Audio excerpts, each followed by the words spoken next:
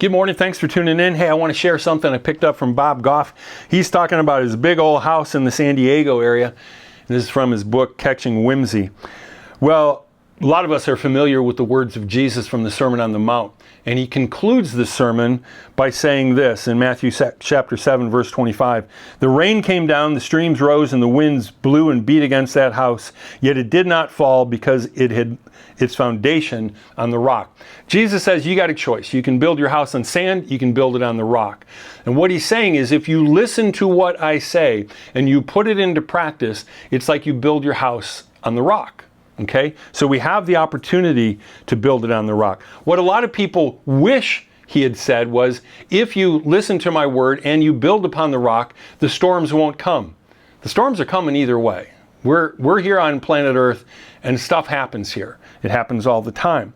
Well, he says that they live in a house that's almost 100 years old. It's down by the bay in San Diego. He said, it looks terrific from far away. And there's an expression, beautiful from far, far from beautiful. But he says if you get a little closer and you tap the wood, you'll find that the boards are riddled with termites.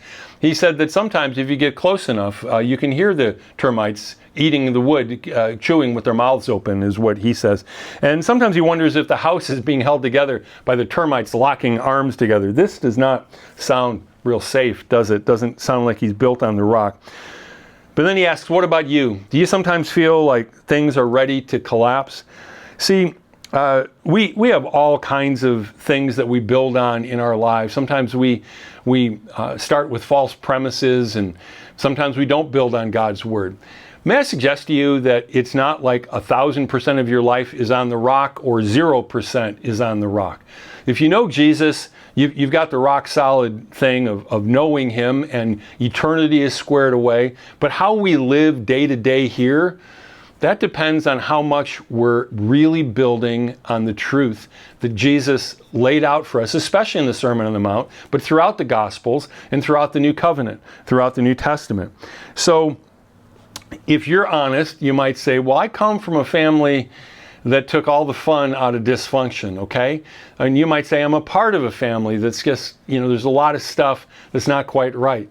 I remember one time years ago, one of the first times I had a chance to preach on a Sunday morning, so it's probably close to 40 years ago, I asked the rhetorical question, how many of us would say we come from a functional family? This one kid raises his hand and his mom rips his arm down. We are not a functional family. Almost like that would be wrong to say that.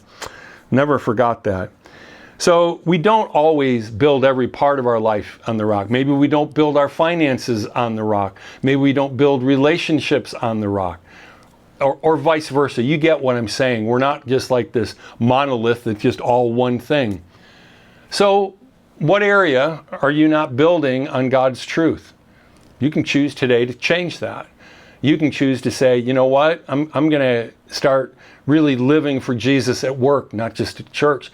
I'm going to start applying God's truth to my finances. I'm going to apply God's truth in my relationships. Some of you might say, I haven't been the best dad, and my kids know it. Well, be honest about it and start from there.